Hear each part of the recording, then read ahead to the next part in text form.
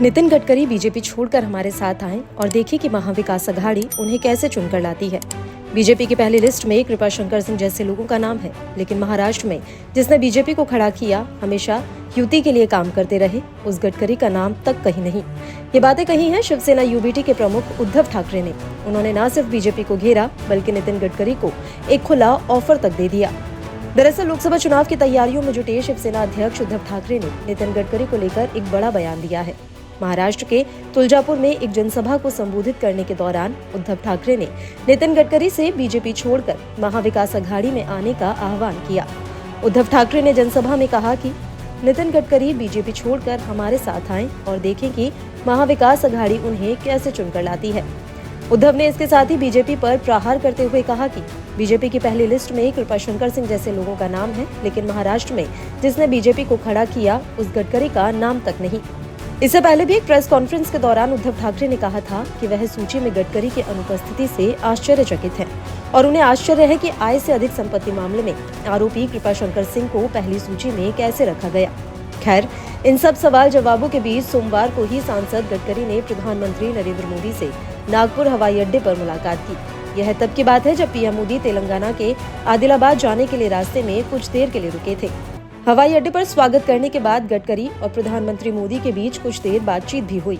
हालांकि हवाई अड्डे पर मोदी और गडकरी के बीच हुई बातचीत के संबंध में बीजेपी की ओर से कोई आधिकारिक टिप्पणी नहीं की गई, लेकिन बीजेपी कार्यकर्ताओं के बीच अटकलें लगाई गई है कि गडकरी ने पहली सूची में अपनी अनुपस्थिति पर चर्चा की होगी और संभवतः उम्मीदवारों की दूसरी सूची में शामिल करने की पैरवी की होगी। आपको यहाँ ये भी बता दें कि नितिन गडकरी नागपुर सीट से फिलहाल बीजेपी के सांसद हैं।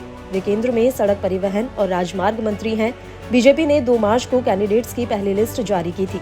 इसमें नितिन गडकरी का नाम नहीं था, लेकिन ये बात पक्की ही मानी जा रही है कि बीजेपी नागपुर से तीसरी बार भी नितिन गडकरी को ही अपना उम्मीदवार बनाएगी।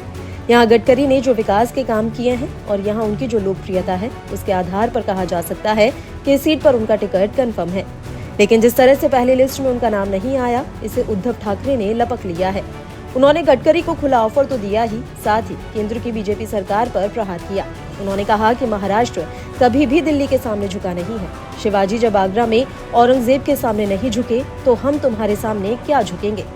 महाराष्ट्र में लोकसभा के 48 सीट हैं, जो उत्तर प्रदेश की 80 सीट के बाद सबसे ज्यादा लोकसभा सदस्य चुनने वाला राज्य है। वर्ष 2019 के लोकसभा चुनाव में अविभाजित शिवसेना ने 18 सीटें जीती थी और वह इस बार इतनी ही सीट पर चुनाव लड़ने पर अड़ी हुई है। महाराष्ट्र में विपक्षी गठबंधन एमवीए के घटक दलों कांग्रेस, शिवसेना यूबीटी और एनसीपी शरद पवार के बीच आगामी लोकसभा चुनाव के मद्देनजर सीट बंटवारे को लेकर कई दिनों से गहन बातचीत चल रही है। हालांकि अब तक इसे लेकर कोई आम सहमति नहीं बनी है। इस बीच सीट बंटवारे के फॉर्मूले को अंतिम रूप देने के मकसद से एमवीए के घटक दलों ने प्रकाश आंबेडकर ने वंचित बहुजन अघाड़ी के साथ बुधवार को मुंबई में चर्चा की।